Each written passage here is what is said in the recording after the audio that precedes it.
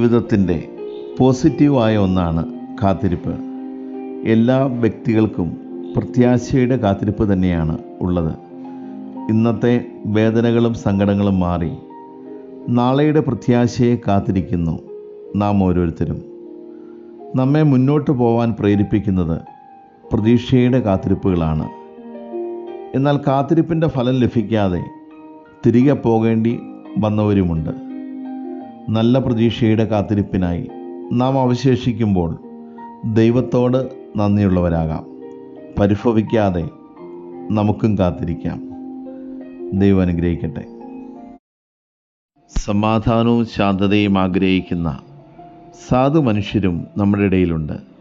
ശാന്തമായ മനസ്സിൻ്റെ ഉടമകളായവർ, ആരോടും പകയും വൈരാഗ്യവും വെച്ച് പുലർത്താതെ സമാധാനത്തെ കാക്ഷിക്കുന്നവർ, ജീവിതത്തിൽ ഉയർച്ച വന്നാലും തകർച്ച വന്നാലും പരിഭവങ്ങളില്ലാത്തവർ, സഹജീവികളോട് കരുണയുള്ളവർ, വാക്കുകൊണ്ടോ നോട്ടം കൊണ്ടോ മറ്റുള്ളവരെ വേദനിപ്പിച്ചാൽ പാപം എന്ന് കരുതുന്നവർ.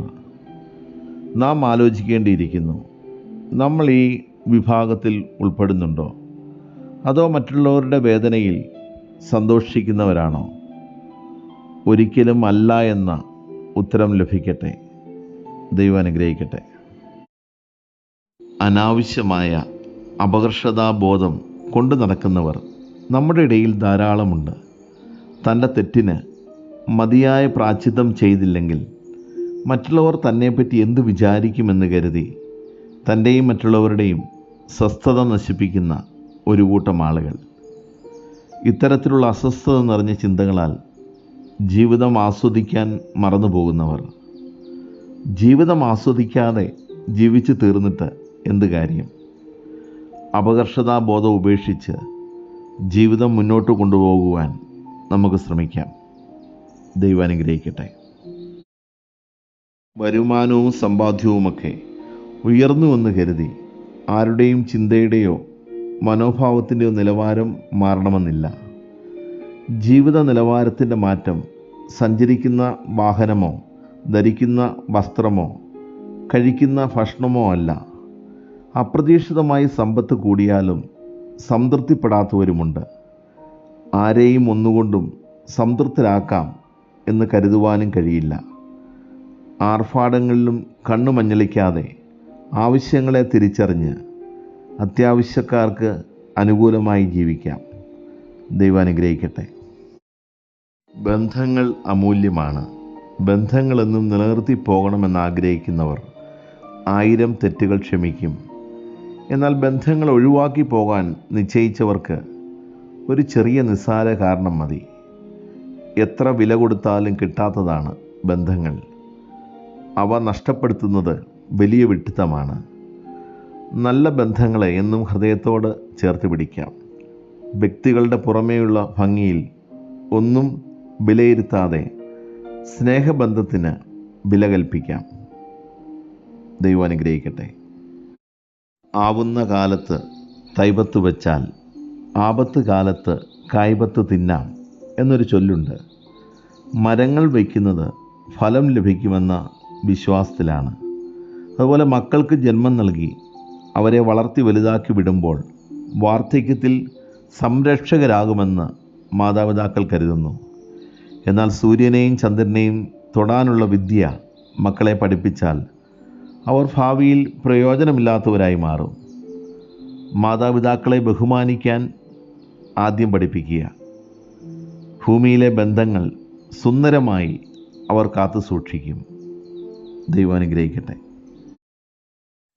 ഇഷ്ടങ്ങൾക്കും ഇഷ്ടക്കേടുകൾക്കും വ്യക്തിപരമായ അതിരുകൾ അനിവാര്യമാണ്. മനുഷ്യരെന്ന നിലയിൽ നമുക്കെല്ലാവർക്കും വ്യക്തമായ ഇഷ്ടങ്ങളും ഇഷ്ടക്കേടുകളും ഉണ്ടായിരിക്കും. ചില കാര്യങ്ങളിൽ അമിതമായ താല്പര്യവും ഇഷ്ടവും ഉണ്ടാവാം. എന്നാൽ മറ്റു ചില കാര്യങ്ങളെ അനിഷ്ടത്തോടെ കാണുകയും അതിനോട് അകൽച്ച ഉണ്ടാവുകയും ചെയ്യുന്നു.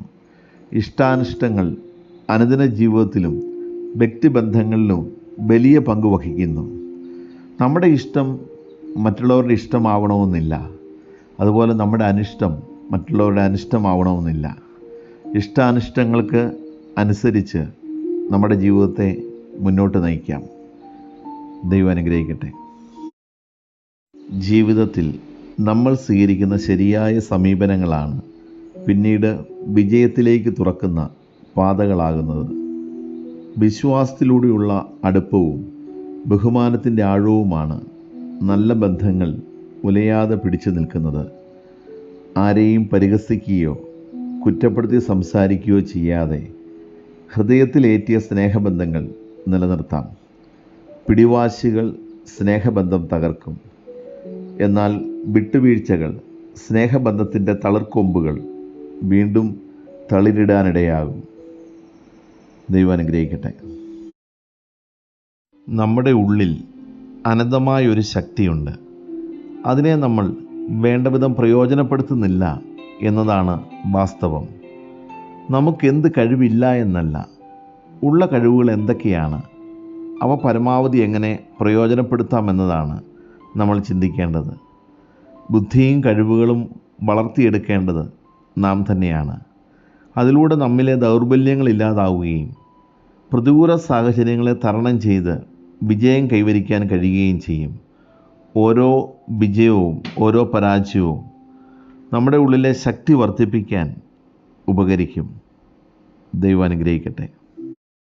ഒറ്റപ്പെടൽ ജീവിതത്തിലെ ഇരുട്ടല്ല, മറിച്ച് പലരെയും തിരിച്ചറിയാനുള്ള വെളിച്ചമാണ്.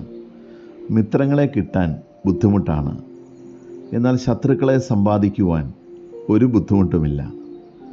മിത്രമാകണമെങ്കിൽ ഒരുപാട് ഗുണങ്ങൾ വേണം, ശത്രുവാകാൻ ഒരു ഗുണവും വേണ്ട. നമ്മെ താങ്ങി നിർത്താൻ ആരെങ്കിലും ഉണ്ടെന്ന ചിന്ത ഏത് നിസ്സാര പ്രശ്നത്തിലും മറ്റുള്ളവരെ ആശ്രയിക്കുവാൻ നമ്മെ പ്രേരിപ്പിക്കും. എന്നാൽ നമുക്ക് നമ്മളെ ഉള്ളൂ എന്ന് വിചാരിച്ചാൽ ഏത് പ്രതിസന്ധിയിലും നാം തളരില്ല. ദൈവം അനുഗ്രഹിക്കട്ടെ. മനസ്സമാധാനം നഷ്ടപ്പെട്ടു എന്ന് ചിലരൊക്കെ പറയാറില്ലേ? അതിന് മരുന്നില്ല. നമ്മുടെ ഉള്ളിലെ ചിന്തകളാണ് മനസ്സമാധാനം തകർക്കുന്നത്. മനസ്സമാധാനം സ്വന്തം ഉള്ളിൽ തന്നെയാണ്. അത് കണ്ടെത്തേണ്ടതും നാം തന്നെയാണ്. മറ്റൊരാളിൽ നിന്നും ലഭിക്കുന്ന പ്രതിഫലമല്ല മനസ്സമാധാനം. നമ്മെക്കുറിച്ച് അവരിങ്ങനെ പറഞ്ഞു, മറ്റൊരാൾ വേറൊരു തരത്തിൽ പറഞ്ഞു എന്നുള്ള അഭിപ്രായ പ്രകടനങ്ങളാണ് മനസ്സമാധാനം തൂത്തെറിയുന്നത്. ആവശ്യമുണ്ടെങ്കിൽ മാത്രം മറ്റൊരാളുടെ അഭിപ്രായത്തിന് ചെവി കൊടുക്കാം. ദൈവം അനുഗ്രഹിക്കട്ടെ.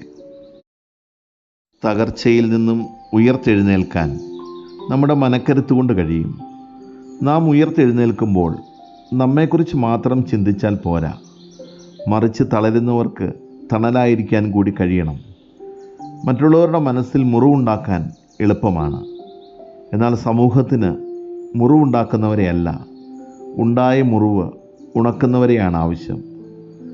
ജീവിതത്തിൽ പാളിച്ചകളും പോരായ്മകളും സംഭവിക്കുമ്പോൾ കൃത്യമായി വിശകലനം ചെയ്താൽ മുൻകരുതൽ എടുക്കാനാവും. ദൈവം അനുഗ്രഹിക്കട്ടെ. എല്ലാവർക്കും ആഗ്രഹങ്ങളുണ്ട്, പ്രതീക്ഷകളുണ്ട്. എന്നാൽ ആഗ്രഹിച്ച രീതിയിൽ ജീവിതത്തിലെ എല്ലാ കാര്യങ്ങളും സംഭവിക്കണമെന്നില്ല. സംഭവിച്ചതൊക്കെ നല്ലതിന്, സംഭവിക്കാനിരിക്കുന്നതും നല്ലത് എന്ന മനോവിചാരത്തോടെ ഇപ്പോഴത്തെ അവസ്ഥയെ മെച്ചപ്പെടുത്താൻ ശ്രമിക്കുക. തളർത്താനും തള്ളിപ്പറയാനും ഒരു സമൂഹം തന്നെ ചുറ്റിലുമുണ്ടാവാം. ആരിൽ നിന്ന് ഉപദേശം സ്വീകരിച്ചാലും നമ്മുടെ തീരുമാനം അന്തിമമായിരിക്കണം. ദൈവം അനുഗ്രഹിക്കട്ടെ.